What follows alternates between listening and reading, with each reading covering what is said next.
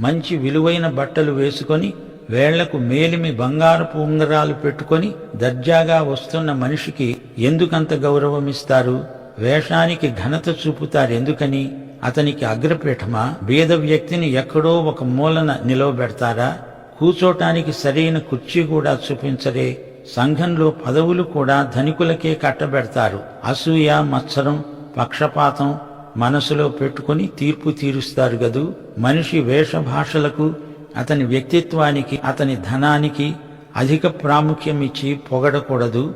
దేవుని సంఘం దేవుని రాజ్యానికి ప్రతినిధిగా వ్యవహరించాలి. విశ్వాసం విషయంలో మొహమాటం ఉండకూడదు. నా ప్రియ సహోదరులారా, నా మాట వినండి. దేవుని ఏర్పాటు విధానం గుర్తించండి.